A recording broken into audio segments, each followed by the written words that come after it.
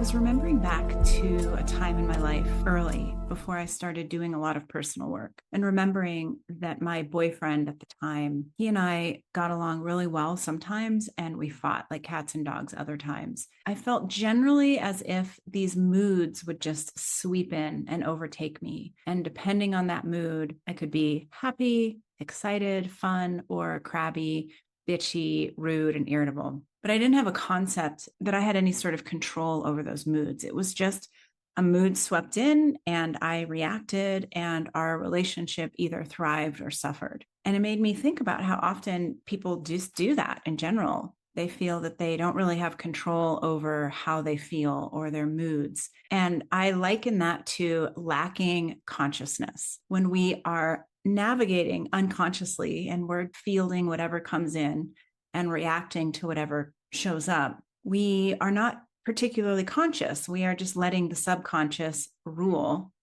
And that is a way to live. But as you begin to realize that there's more to it than just reacting to your circumstances, you hopefully begin to get curious about what drives you and what is really going on. And do you have any modicum of control over these moods that sweep in or these thoughts that descend? And of course, the answer is yes. And astrologically, we start looking at the sun as a good place to start. The sun relates to our identity and who we take ourselves to be, which of course is usually very different than who we actually are. Sun is like this alchemical process that each of us go through, where we take experiences, alchemize them into wisdom, but that takes time. So we're going to be talking about the sun today because the sun is changing signs. I'm Natha Perkins of Electra Astrology, and this is the Path Ahead.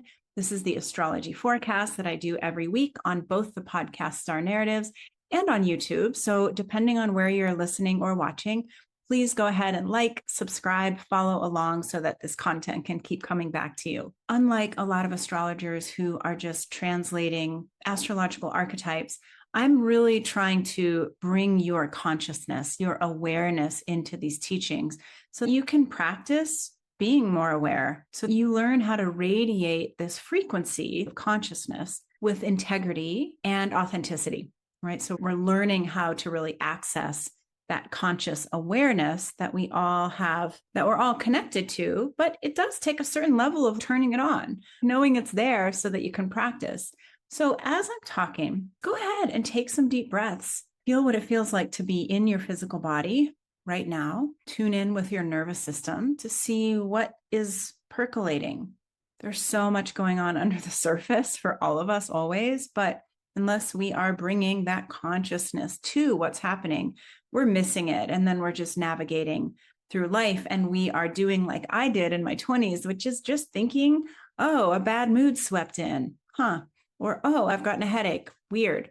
So if the sun is our internal flame that helps us, that reminds us to come back to center, right? Imagine your own sun, and you have a sun sign.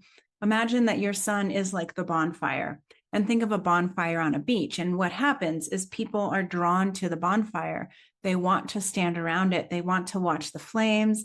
They want to warm their hands. And it's similar with your own sun. And we have to tend that flame through every life experience and learn how to live from that flame, ideally, instead of from false identity or ego or who we were told to be. So ideally, we are cultivating our own sacred flame, which is our identity. But more than that, it's our consciousness. It's our awareness of everything that's going on, this percolating environment that's always around us, that is interacting with us all the time. And we can tap into that environment by taking deep breaths. And you can tap your hands on your body and just get a sense of being this embodied being. So one practice that I'd love to invite people into is to give your attention, 50% of your attention, to your body, your breath, being right here in the present moment, while also giving the other 50% of your attention to what you're listening to, in this case, this teaching. And see how that feels. See how that impacts your nervous system. My experience is that when I am giving half of my attention to my present experience, and half of my attention to what's happening out there, there's a natural grounding. There's a coming back to relaxation that naturally begins to happen. And I think that's the essence of what we're here to embody. We learn to be driven by the mind and propelled by the emotions, but the goal is to have the conscious awareness that we have a baseline that we can always return to when our mind and our emotions are spazzing us out. Okay. We are talking about the week of May 19th through the 25th. And let's get into the astrology. By the way, if you like my style and you want to book a reading, or you want to get your hands on my free Astrology as a Superpower ebook, or you want to check out the zodiac journals or become a student, I have so many ways to work with me. You can find me at electraastrology.com. And let's get into the charts. So we are beginning on Monday, May 19th. This is a big sun week because the sun is changing signs. That gives us an invitation to experience a new version of that sun energy. So we've just passed through Uranus meeting with the sun. So look back over the past week and get a sense of like what fresh new information showed up. Did anything shocking show up out of the blue that brought you closer to who you are? What did you learn about yourself, or what did you see about yourself that was revelatory?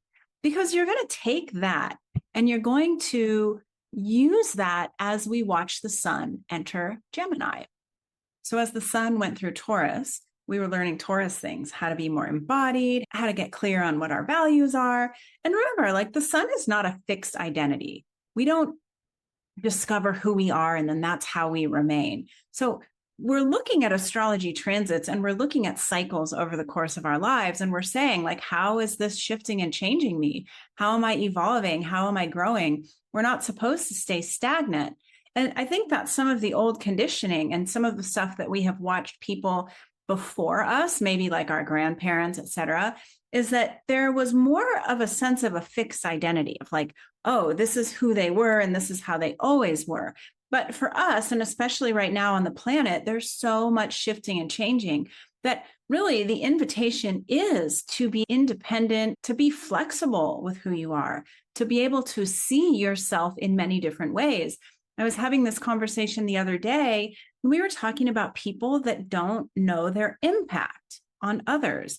Think about the people in your own life that are unaware of how they impact you, how they impact others. This might be the person yelling at the cashier, the people that are very slowly walking in front of you, taking up the entire aisle with no spatial awareness that they are blocking the way. This might be somebody that just talks incessantly, doesn't give room for you to talk, and doesn't listen to you. I'm just giving some examples of people that don't have a sense of their impact on the world. So there's a lot of people out there like that. With our sun and with our consciousness, we're looking at these bigger questions, not just who am I and how have I shifted and changed and evolved since I've been in this incarnation, but also questions around what is my impact? How do people perceive me? Do I leave a situation better than when I found it? Think of the people in your life that really drain you.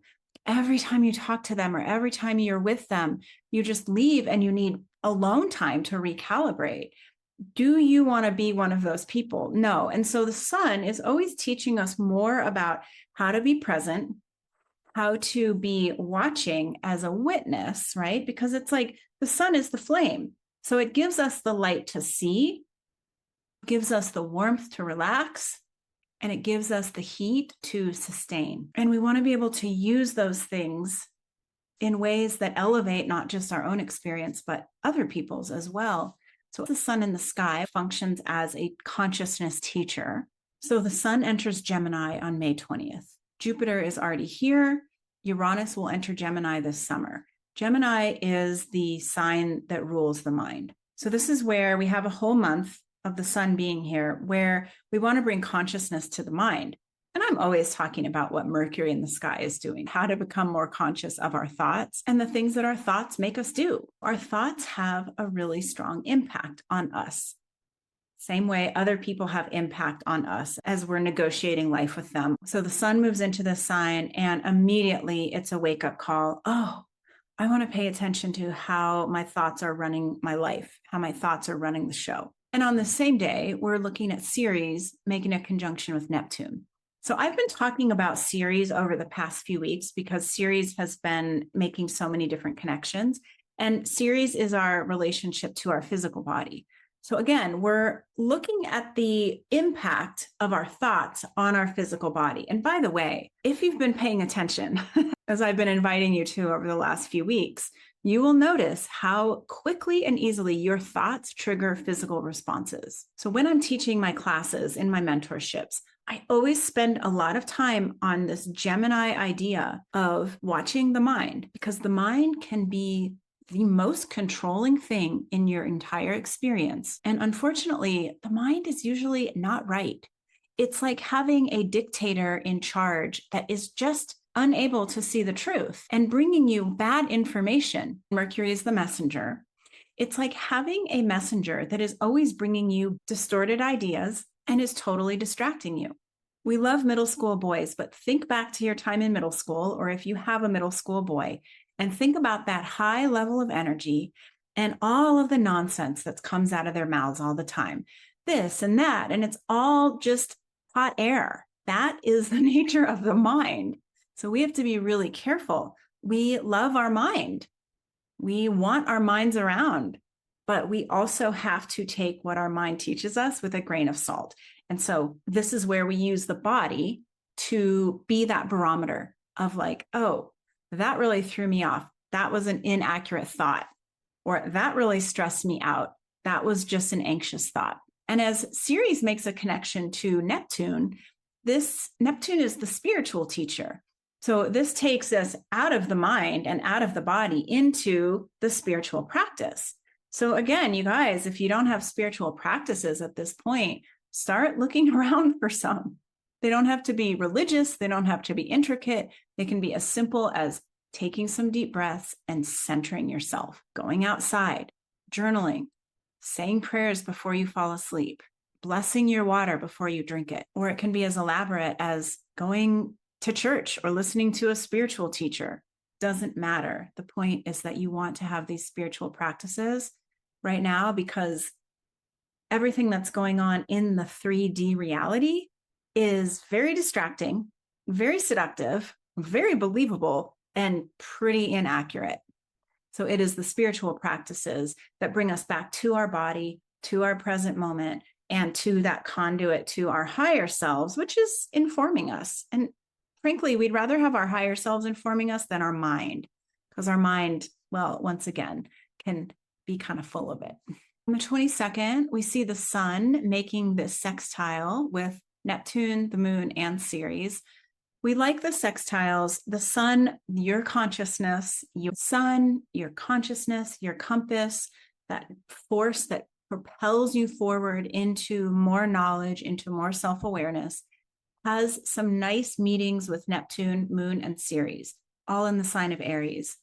We have a lot of Aries right now in the sky, and Aries is so much about self-advocacy. It's about saying, hey, this is what I really love, and this is how I really feel, and this is what I really wish to do. And I'm going to have the courage and the bravery to do that. I'm going to have the self-trust to move toward what I desire. There's going to be something about listening to your emotions, tuning into your higher power, and trusting the wisdom of your body that is going to help that light of consciousness function a little bit better so that you know how to move forward. And then we also have Venus at 16 of Aries and Mars at 16 of Leo. So this puts them in a trine. If Venus and Mars are the lovers, it's the divine masculine and feminine, they're in a trine. This means that they're getting along. They're kind of flirting with each other. They're having some fun. This is good. This is going to feel good. This is the grease on the wheels of like, oh, yeah, my Venus parts that know what I value and that want pleasure and want to feel something, want to feel excited, are really supported by my Mars parts, my divine masculine that is ready to go, that says, let's take action. On May 24th, we have the sun in a trine to Pluto. So you see what I mean? Like the sun is having a really big week. There's this up leveling of your frequency that can happen if you're paying attention. So start to pay attention, even right now. What does the air feel like on your skin? What do you notice in the air? Think of how many details you miss in any moment because you're just not paying attention, because your mind has taken you away into the future, or your emotions have taken you back into the past. As the sun makes this trine to Pluto, Pluto reminds you that there's so much power. There's so much power in consciousness. And it is only when you are unconscious that you are disempowered. You're acting from reactivity, that you're blaming other people for your issues, that you are sucked into your addictive tendencies. So we look at the sun like it is our torch that we carry, and it lights the way. And Pluto is the underworld. And the underworld, when it's dark, it's scary. And of course, we're jumping at every noise. But when we have this torch, our consciousness, things aren't so scary. We can see around the corners. We can inspect what those scary noises are. So this is a great week for remembering that you have this torch that you can carry with you, that as long as you're right here with it, you're paying attention to it, you're awake and aware, you're taking your deep breaths, you're in the present moment, that torch is your guiding force. And it makes everything less scary, more interesting. And there's something so potent about coming into who you are. Think of how it was when you were a teenager and there was so much self-consciousness and you're always watching what everybody else is doing. And oh my God, I don't want to be perceived poorly, and I don't want to be rejected, and I want to be attractive. Like the dance that we all had to go through in adolescence, because we didn't know who we were. We didn't know that we had this torch, this consciousness that informed us like, wow, everything's okay. I'm strong and I'm solid. But now, as you've gotten older and you've had life experiences, and of course, we all land right here in 2025 when our eyes have really opened a lot. Think of how strong and solid you are now. Compare the you now to even the you from 2 years ago.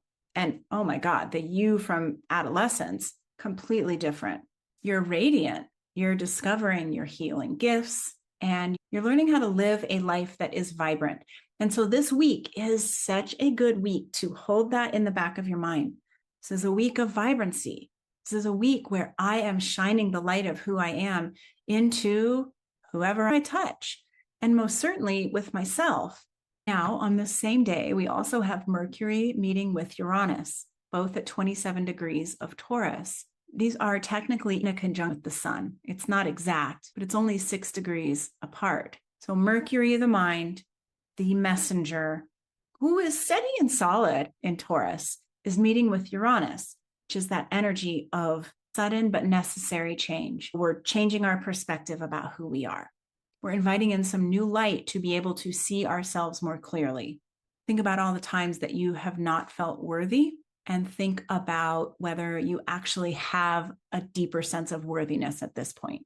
So Mercury is inviting more of that as it meets with Uranus, which brings you revolution, right? There's newness that comes in with Uranus that we love, because Uranus abhors stagnancy. And really, so do we. We don't like to be bored. We don't want to be stuck in the same old rut.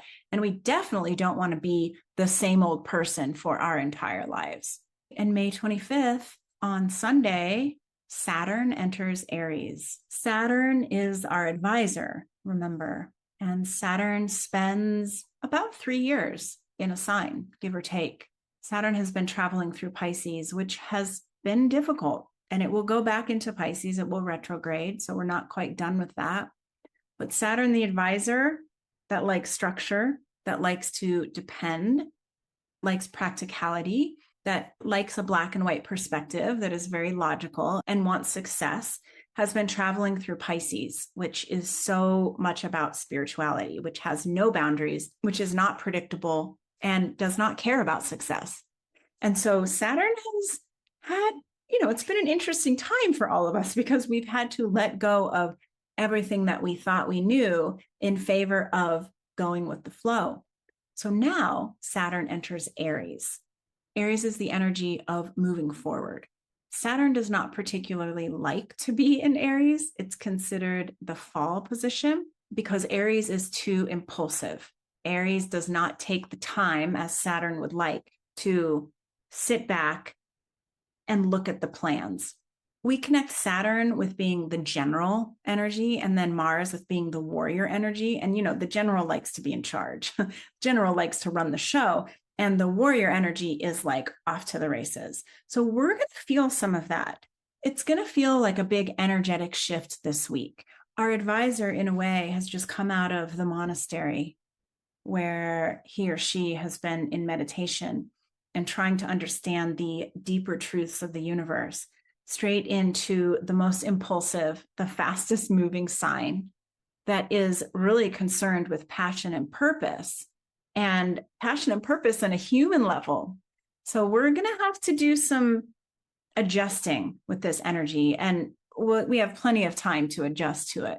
But Aries is an identity sign, and we've been talking about the sun, which is an identity star. So in a nutshell, we're going to look at this week and at this time period moving forward as strengthening that spiritual spine. If the sun acts, if our identity acts almost as that spine that is keeping us upright, that is teaching us flexibility, but that is also holding our structure and giving us guidance, giving us direction. The nervous system lives along the spinal cord, and the sun is the informing part of who we are. So we are strengthening our spiritual spine this week by becoming more clear about who we are now, what we want, what we are moving forward toward, what our shadows are. So I've given you all of these analogies: the torch, the sacred flame, the spiritual spine. So you take the ones that resonate the most with you and remember that this week.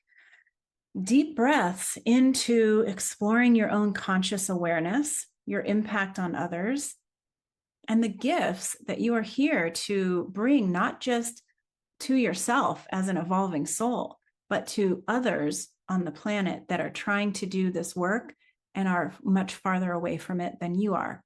This whole spiritual awakening thing is really complex. It takes time, and you're farther ahead than others. So continue to practice so that your efforts can radiate out and have positive impact on others. All right. I hope this was helpful, and I will see you all soon.